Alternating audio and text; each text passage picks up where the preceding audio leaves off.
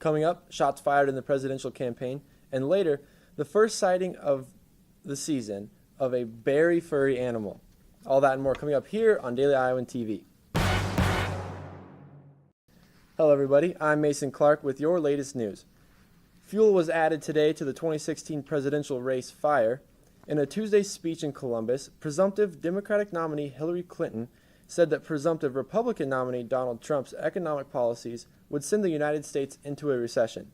Clinton told her audience, quote, "You might think that because he has spent his life as a businessman, he'd be better prepared to handle the economy. Well, it turns out he's dangerous there too." Clinton is due to deliver another speech regarding the economy on Wednesday in North Carolina.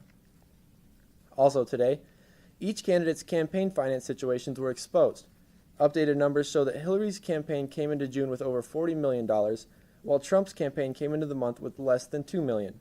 Despite working from behind, recent reports show that Trump has spent $6 million of campaign money on Trump companies. In state politics, Iowa Senators Joni Ernst and Chuck Grassley were among the Republican senators who voted against newly proposed firearms legislation.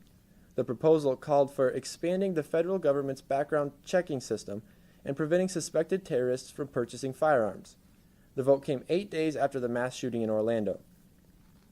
Iowa City named its new interim police chief today. Troy Kelsey will take over the position on July 1st after the retirement of Sam Hargadine. Because an interim police chief cannot serve for more than 90 days, the city will begin its nationwide search for a permanent leader. Kelsey was a graduate of the University of Iowa and graduated from the FBI National Academy in 2012. Tuesday night from 5 to 7 p.m., the Council for International Visitors will be teaming up with the University of Iowa to host the Nelson Mandela Washington Fellows Meet and Greet. 25 emerging leaders from sub-Saharan Africa will spend 6 weeks in Iowa's Creative Corridor. Plans include entrepreneurial opportunities and cultural exchange. A movie called Staying Tuned, The Dottie Ray Story, will run tomorrow to pay tribute to Dottie Ray, who was a longtime KXIC radio host and the first ever female Daily Iowan editor. The film will be shown at the Coralville Center for Performing Arts Wednesday night from 7 to 9 p.m. And now for your weather.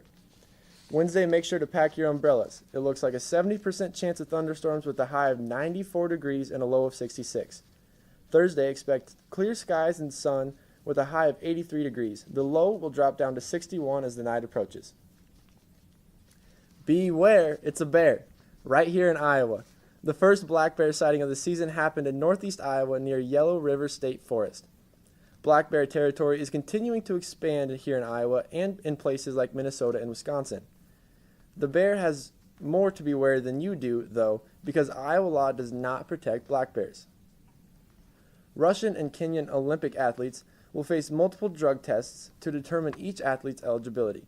The International Association of Athletics Federations upheld a ban on Russian athletics, but will allow individuals who pass additional drug tests to appeal in court. Game of Thrones fans gather around. Today, fan sites announced that the first ever GOT convention is coming to Nashville, Tennessee, and is set to last from June 30th to July 2nd, 2017.